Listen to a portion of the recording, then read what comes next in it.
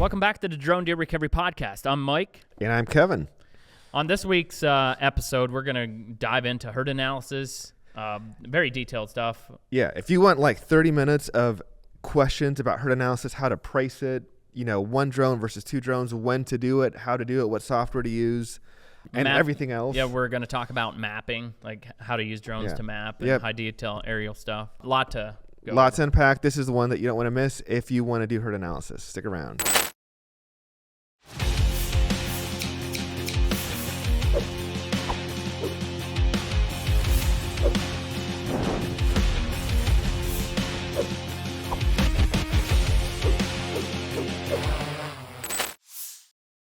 There's a lot to talk about in this podcast, but we're going to start with folks have been asking us where we're going to be at for Expos. Yep. We should probably list those. We should probably, let me pull up my calendar. Oh, you actually have them? I have them. So I know for sure we're doing a show in Indiana. It's right on the line of Indiana, Michigan. We're host, or I guess we're like one of the guests. speakers, right? Yeah, we're a speaker. We're a guest there. We'll be doing a seminar in the Coliseum. So I don't quite know what we're going to be getting into there, but we will be doing that show. And then we're doing the Harrisburg.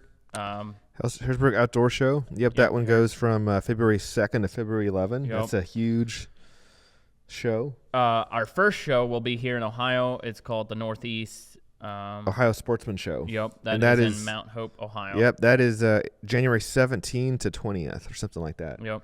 And then what else is it after that?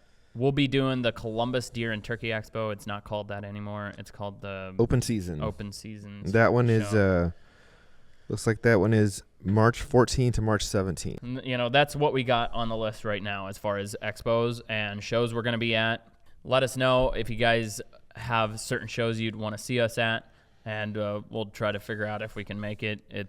There's a lot going on all the time, but we want to get out, meet you guys, and we're also going to do, not planned yet, but we're going to do some ag related shows. Yeah, those agricultural shows I believe are mostly toward the fall, after harvest. I think I haven't done a bunch of them, but that's toward the end. And so it's that whole agricultural side is. We definitely outgrew our whole booth setup from that we used last season. We outgrew everything, and probably including this building here. Soon we'll be elsewhere. But so we're just gonna jump right into probably talk about thermal herd analysis. Herd analysis, big thing people are talking about right now. So they want the information. Yeah. So we call it a herd analysis. Talking to some biologists, they would call it a deer census. Mm-hmm. I went to Amish school. I don't really know what that means, but a herd analysis to me, what it is I come out to your property. You will give me your property lines and a boundary. I will now use what's called Flight Hub, where I can create boundaries inside of that. I upload it to a cloud, and I download those boundaries into my remote, and we just basically fly a grid all across your property, and we drop pins on deer. We usually just call it an antler versus antlerless count. Some people don't even want to know that; they just want to know a total herd count. And so we, go across your property, dropping pins on everything we see, and then give you the number, and then you use that data however you would like, or your biologist on your ranch or farm to do that. So herd analysis it's using this technology in a way that really helps in conservation and deer herd management. I believe that it is one of the most valuable things that a guy could use right now in this space. There are trail cam surveys, where they use trail cam surveys and they get pictures of bucks and they can get a number with that. It does work. It just takes longer to collect the data. Did quite a few of these herd analysis last season, and had biologists actually with me in the field on some of these big ranches, and they're blown away. They're like, I cannot believe that you are seeing every deer that's out here.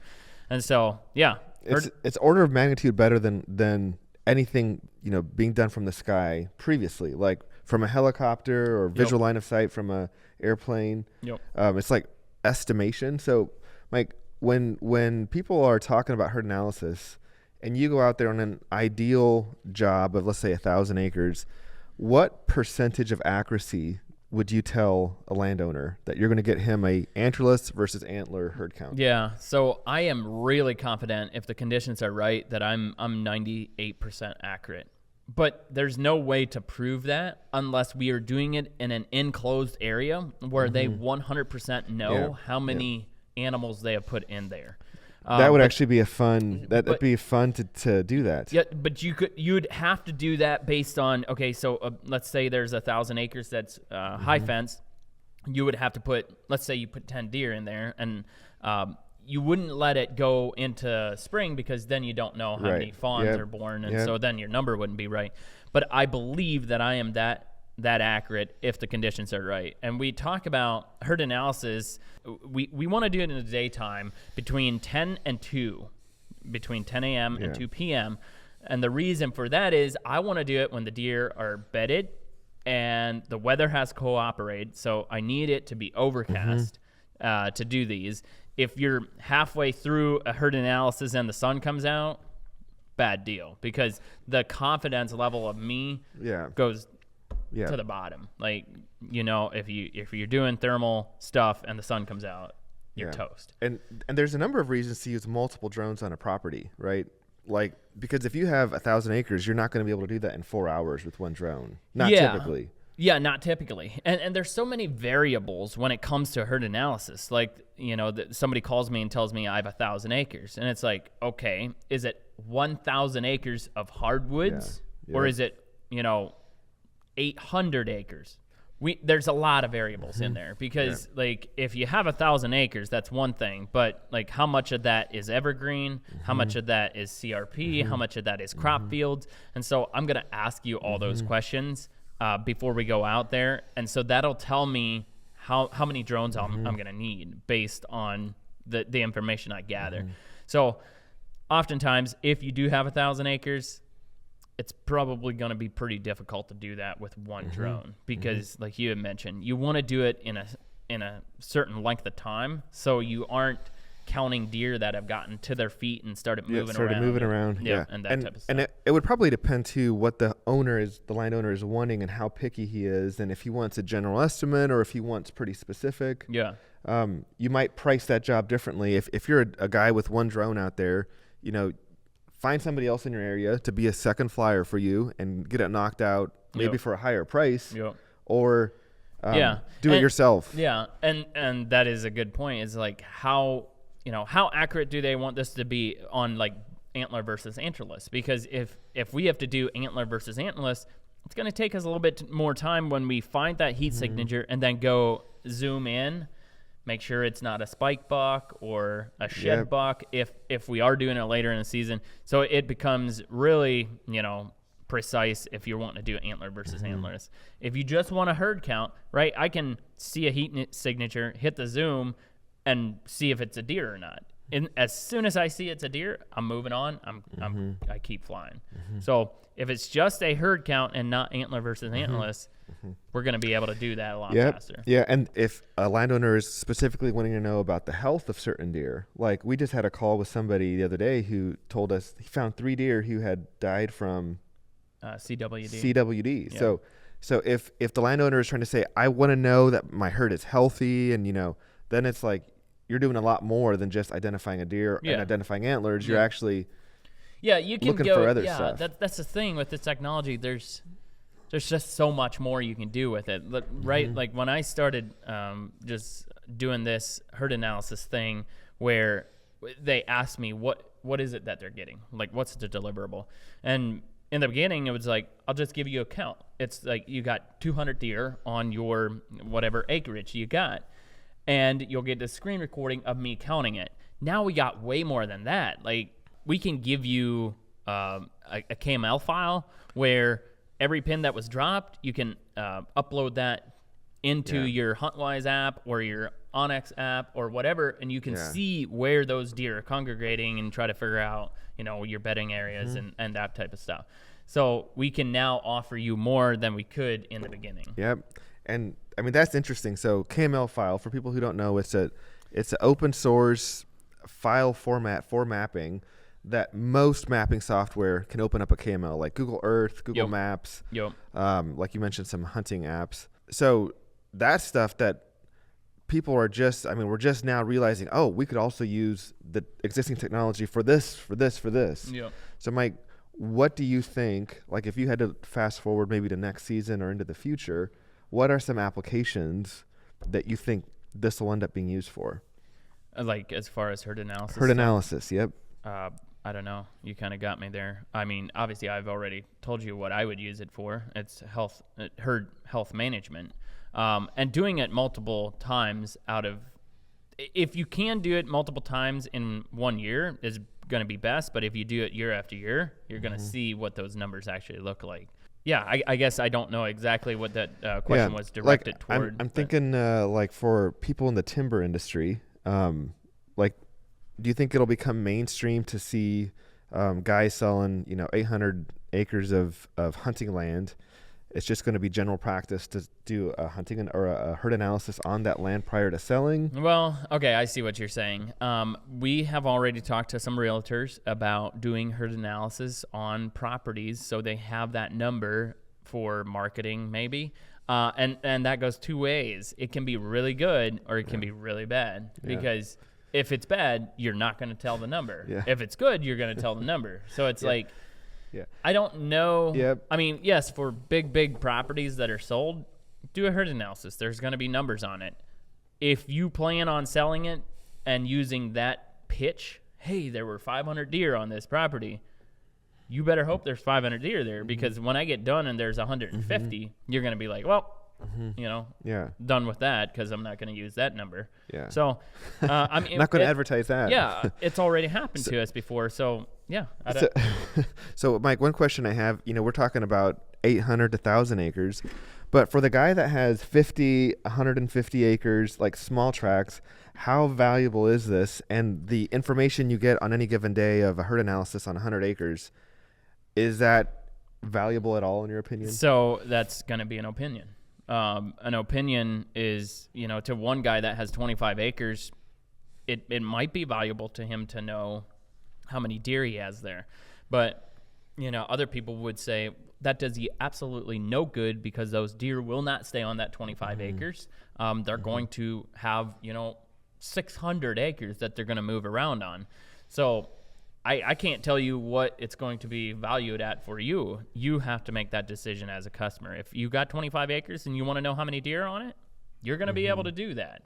But that's not going to give you the data for yourself that I think is going to, really change how you hunt your property. But, I can't tell you that. Yeah. It'd be interesting to see on a 100-acre tract, if we did a herd analysis, every week for like 3 weeks or something, how much those numbers fluctuate and vary. That would be interesting to see. That would be really good. And you'd imagine that there would be a high degree of fluctuation, right? Like on 100 acres. I don't know. Like, because it has a lot to do, and here we're going to get into the conversation about why are the deer there? What time of the year is it? Is there food there, or are they moving off to go get food?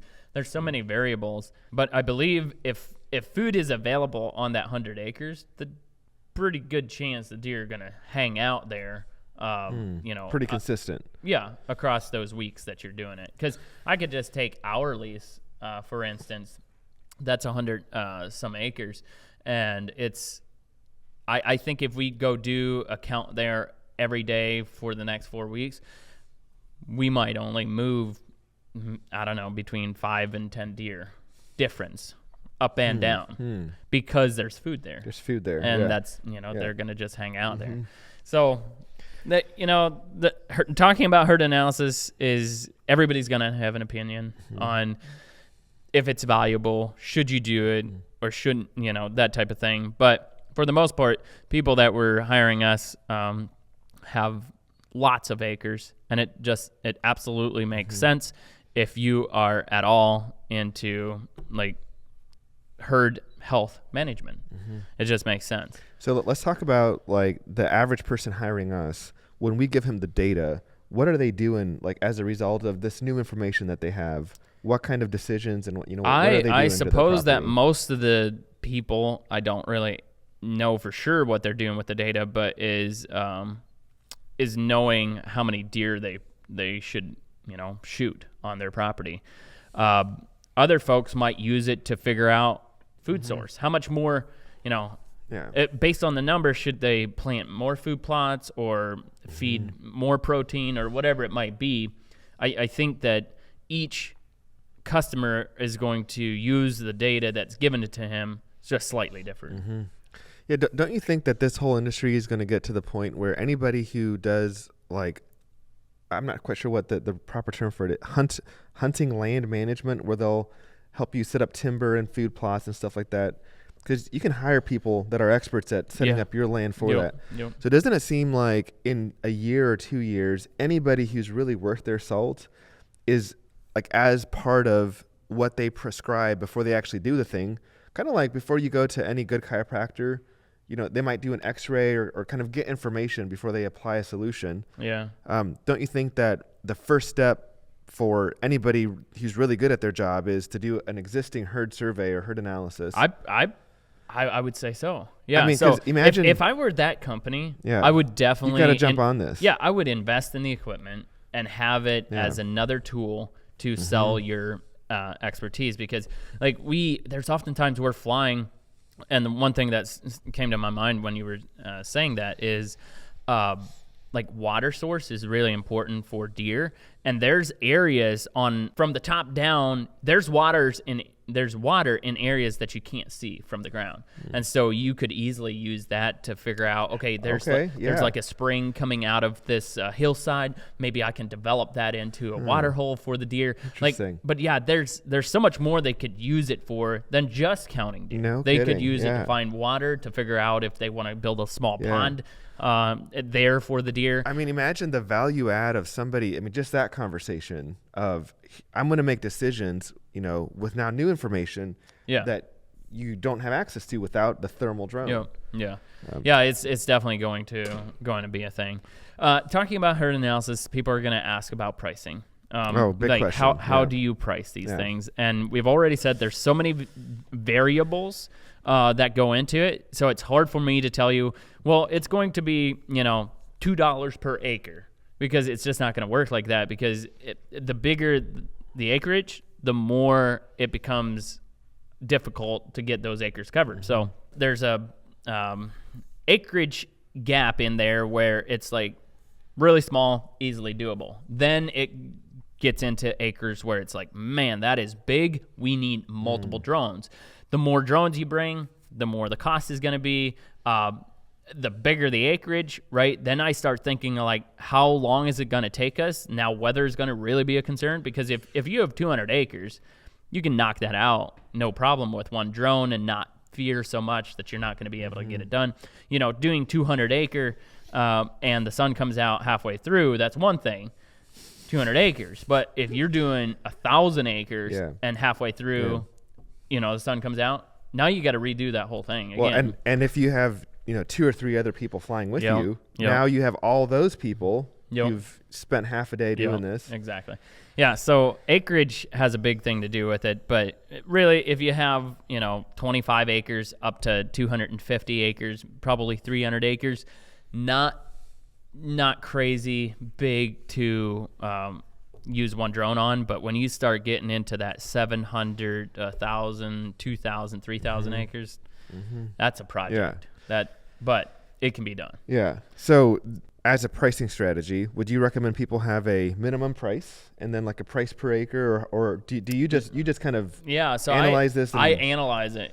So everyone is different. I tried the so much per acre. So I have a minimum. For us, a minimum period to come out. I don't care. Do you have 5 acres or do you have 200 acres? You're going to be between $450 to $550. It's part of it. Yep. And then I tried structuring it at, after 300 acres, is it so much per acre after that? And it just doesn't work for me, because the way I look at it is you might have 500 acres, but the other 200 acres is crop field. Well, so why should I charge so much per acre for the crop fields when that's going to be like that? Yeah. And it's done and over quickly. Yeah. And so I don't know how to tell somebody to do their price structure. What I do, how I analyze it, is I get, what is the terrain, how many evergreen trees are on it, what percentage is hardwoods, what percentage is crop fields, and then I look at it, and then I think, how long do I think this is going to take me? Because another big thing is, how many deer are going to be there? Because if there's going to be 500 deer, that's going to take longer, because every time you see a deer, you have to stop. Well, now you're not covering ground. Yeah. Now, time is going past. So I try to ask him, how many deer do you think will be on there? That'll give me a little bit of a better idea. Okay, he thinks there's going to be that many deer, and I just kind of calculated in my head, and then I give him a ballpark price. Like, this is what I think it's going to cost. And so I think every situation for me is different, and I just can't tell you exactly what it's going to be. Are you typically going off of whatever they're telling you as far as percentage of hardwoods versus? Yeah, I'll go off of that. But when we get into the conversation even deeper, like, okay, I want to really go ahead and try to get this scheduled, I'm going to tell them to build me a KML file on Google Earth, or create the boundaries on your favorite hunt app, and then share that to me so I can look at the boundaries and then look inside of that boundary, how much is timber. And so now I lay eyes on what it is that we're talking about. And once I see how it's laid out, I'm going to know how much, time, or I should know pretty good how much time it's going to take. Can I section that 1,000 acres off into a drone flying this section, a drone flying that section, or is it all one big glob and then trying to section it like that? So there's a lot that goes into it. Yeah, so in talking about sections, let's talk to the pilot out there who just has one drone, probably like most people, one drone. They've been doing this for a season or two. If they were to get 1,000-acre request, are there any tips and tricks on, like, obviously it's best to have 2 drones. Yeah. But if you were going to do it with the drone, what would you tell that pilot the best way? I did a couple last year by myself, over 1,000 acres. And I tell you that I just wasn't super confident. You don't feel that same degree of confidence? No, because by the time I get to the one end of the property, I don't know how many deer filtered in and out. Yeah. And 1,000 acres can be really, really big. Yeah. And to cover that amount of acres with one drone, unless there's 1,000 acres and it's split right down the middle with a 200-acre field that perfectly divides both sections to where you can see if deer are going back and forth, maybe you can be super confident. But myself, I've done 1,000 up to 1,400 acres with one drone. It was I just can't say that I'd be confident. It just there's just so many variables that can happen in the amount of time that can go past. Yep. So sectioning off, like, would a highway or like a creek or river, like, would those be valid ways? Yeah, that to would be that off? like a big river. It's gonna have to be a big river. But again, deer can cross rivers, but it might not be as often to cross a big river. Yes, that would be a way to do it. Highways, rivers, fences could even help.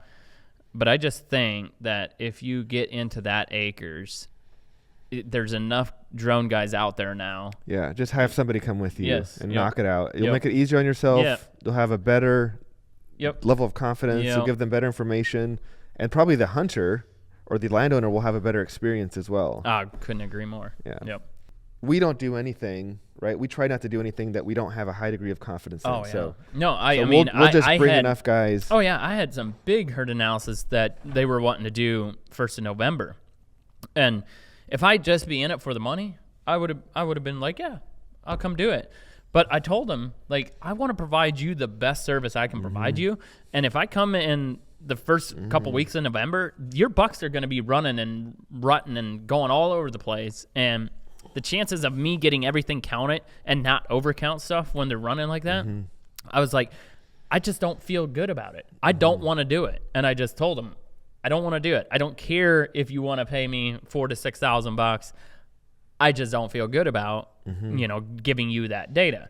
I want to wait until I'm confident, and then I'll do it. Because for me, it's not just about the money. Yeah. And I assume they appreciated that? Yeah. Or? I mean, they said they understand what I'm saying, but they would really like to have that count. But, they just went with our opinion, and they're waiting. Yep. So. Yeah, and that is, again, it's like we talked about this last time, I think. As a drone pilot, in 2024, part of your job is to educate. Yep. No matter what you do, it's to educate. Yep. And so it's going to be huge. Yep. We talked a little bit about the weather, that we want it to be overcast. That can be very challenging, but we have learned how to use online platforms to check weather and cloud forecasts. As crazy as that might sound, like I'm not so much worried about rain. I am worried about sunshine. That's it. So all I need to know is how cloudy is it going to be. And so we use a website that tells us the percentage of cloud cover in that in a window. So really, like, learning how to use that has made herd analysis easier. Like, in the beginning, I didn't think of that. Like, I was just like, oh yeah, I'll come do it. And I was like, I'll come on a Friday. Well, a Friday, if it's like this right now, it's super bright out, the sun's shining. Yeah. Well, this is not going to work. Yeah. And so, okay, well, we'll just try next Tuesday. And then try Tuesday, and the sun's out again. And didn't realize I have to look at the forecast. We now have this technology that, they can forecast clouds. Yeah. Yep. And so that's, that was a learning experience. Another thing maybe to add is that you'll also have landowners who want to be present, and you have to plan around their schedule in addition to the other pilots that you hire, in addition to the weather. And like when you can really only plan 3 days in advance. I mean, anything more than that, you're not. Yeah. So that's what I usually tell the customer. I'm like, okay, so let's tentatively plan for this week. Like, let's look out 3 weeks. Let's plan tentatively on, this week. Then when it's 3 to 5 days from that week, let's look at the week again, look at the forecast. Okay, it looks like Thursday it's supposed to forecast to be cloudy. Now, on Tuesday, I'm going to check it again. Well, the weather has changed, and it's not going to be cloudy on Thursday. It looks like Friday. So it becomes a little bit of a... And so probably if you're out there trying to figure out how do I price this for my own area, for my own business, then what I would say to you is don't minimize the amount of time that you're going to have to commit to something, and then it no longer works for the landowner or it no longer works for the weather. And especially if you're hiring somebody to come along with you, you got to be super clear on how all that stuff works.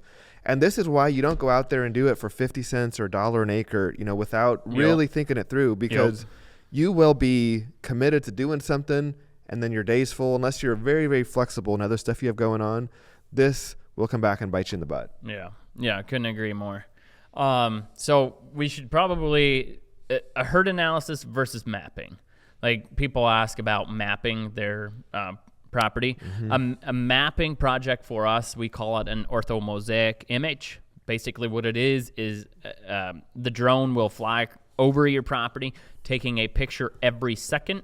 You take all those pictures that were collected or taken, you put it in a software, the software stitches the whole thing together, and then you got one big clear image of your hunting land. That's a question that guys get or have for us, is herd analysis versus mapping. Mapping is like a standalone picture.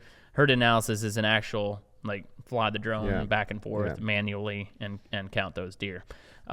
They've asked, well, couldn't you just fly a map and count the deer on the map? Doesn't really work, because there's if you do a thermal ortho, there might be a heat signature there, but there's no way to zoom in to see what is that heat signature, because it could be a rock or it could be who knows what.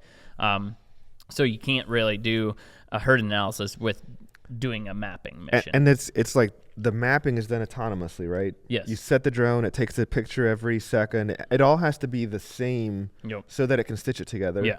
And doing a herd analysis is all manual flying, zooming in, looking at stuff. So two completely different products. Really. The mapping is something that is under appreciated right now. Like, people don't appreciate like how good this actually works.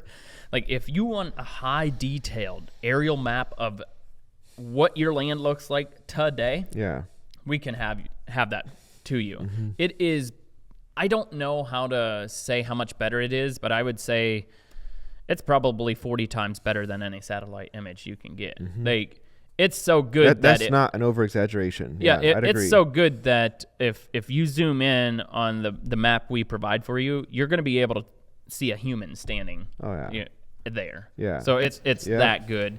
Like, doing orthomosaic of your property totally makes sense if you did like a timber harvest, or you create a new food plot, or you planted these new trees and like all this stuff. Yeah. Like you get an up-to-date aerial. I call it a satellite because that's what you are registering these photos as, is when you go to Google Maps or whatever the platform is you use and you zoom in, that's an orthomosaic image. It's a bunch of photos taken, stitched together, creating one big, and you zoom in. Well, that the closer you get, the blurrier it gets because the quality. Oh, right. Yeah. Yep. But ours, right, like, is the drone is at 300 feet instead of a satellite that's, I don't know. How far is a satellite? It's hundreds of miles. It's a lot. Yeah, so a satellite a drone. takes those pictures, but it's hundreds of miles away. So by the time you zoom into your property, you have lost so much quality in the actual image. Now, the drone at 300 feet, or whatever altitude you want to set it at, if you want to take pictures at 150 feet, you can do that. The quality is insane. Yeah. And so if you do new things to your property, or whatever it might be, you're going to have an absolute up-to-date that day when those photos are taken. The real kind of, like, the next level of this is when, your hunting app allows you to import or somehow connected to that imagery from a drone. Yep. And then you now have your hunting map overlaid with, like, 50 times better resolution. Yeah, than any of the hunting apps can provide right now. It's like that. It's not available right now because satellite, maybe the military has access to that, but like no civilian does.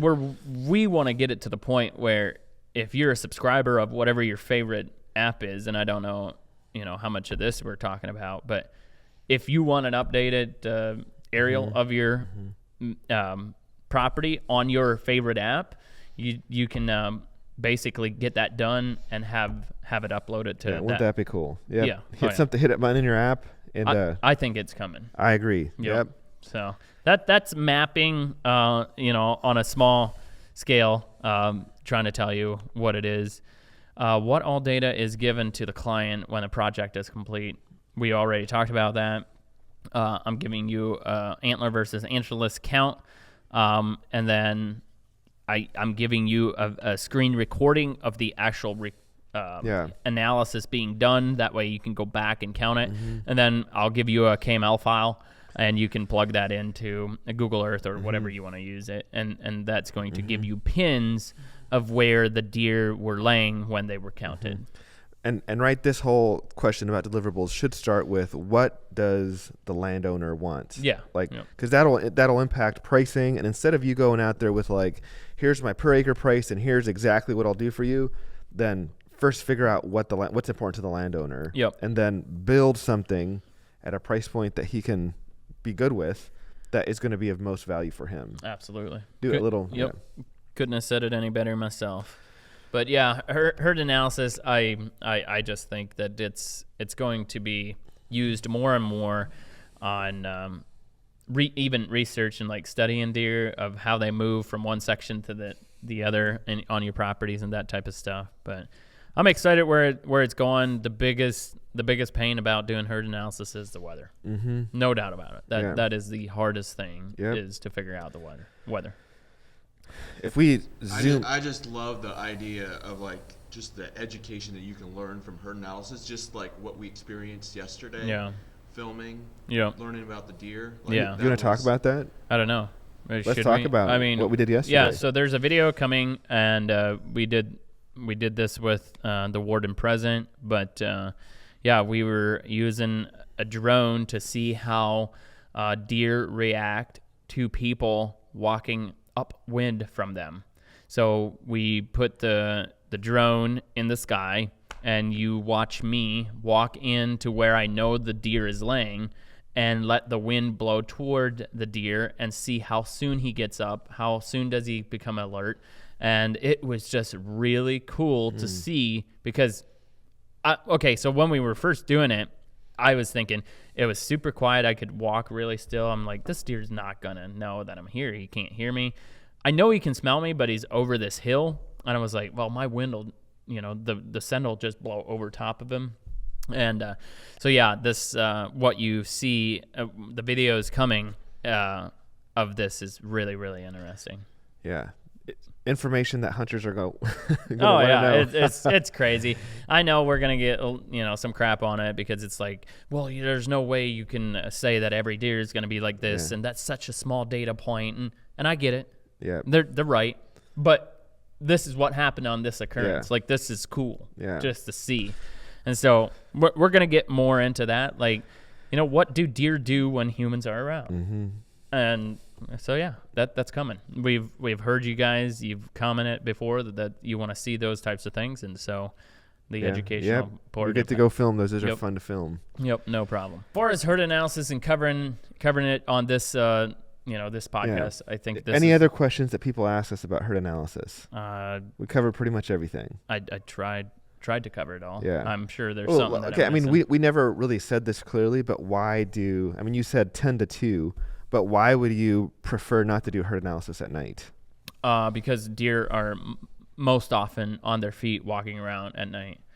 And every time you would, if you do it at night and you're doing a antler versus antlerless, you're going to have to turn that light on every time. So that just takes even more time. So you got to turn the light on, zoom in, make sure it has antlers or doesn't have antlers. And the deer are walking around because they're feeding at night. Don't do it at night. It just doesn't make any sense. And so that also, again, just to be clear, that also makes so that the scheduling thing, you can't just say, oh, you know what, I'll just do it at night and it'll be fine. Mm-mm. You want to schedule it during the, and there's so much in these emerging industries, like with ag drones and herd analysis. Your ability to be profitable has a lot to do with how efficient you can be. Yeah. Yep. It's a lot about efficiency. Yep.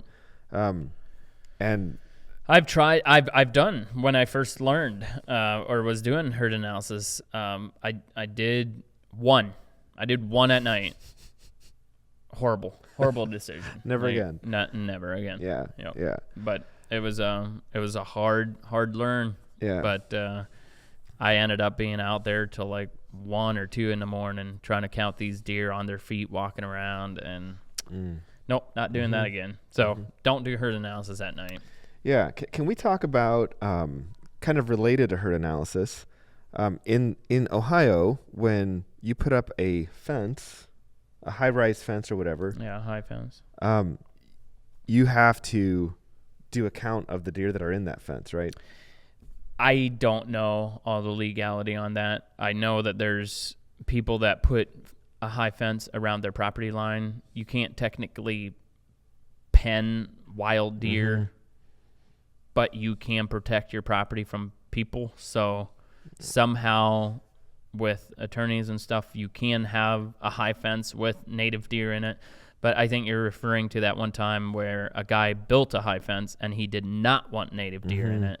And you had to get a special permit and do a count or whatever from the state. Yeah, yep. So he built a high fence. He did not want native deer in his pen, and he wanted high fence, high quality deer put in there. He did not want basically inbreeding. So he had to get the DNR out, and they had to count the deer. And they came out in a helicopter, airplane. Isn't that crazy? Yeah. I mean, it's like, again, that's just been the best available. Yeah. But you would think, okay, soon that will change, and it'll no longer be a guy in a helicopter or airplane. Yep. Yeah. So they came out on a 400-acre high fence and tried scaring the deer out to see like how many deer there.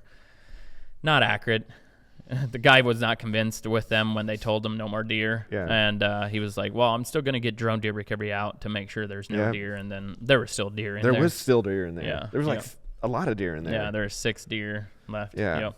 But yeah. It's accurate. It's I mean, I think we've belabored that point. Yeah. Yep. I think it's going to be interesting to see what the community, like other use cases that the community, the drone pilots out there, applications that they start using. Yeah. It's going to be used more for timber. identifying different trees. It's going to be used for mining. When it comes to mapping and drones, it's like we are not even getting started. We don't even know all of the applications that are coming. Yeah, exactly. So it's over the next year or two, we'll see a lot of new exciting stuff. Like I know there's a company right now, I think out of California, that has a really cool system where they use drones. They are thermal drones. And in places like Oregon and other big farming states, they're flying drones over crops to identify rocks because it'll screw up your combine, your tractor, whatever.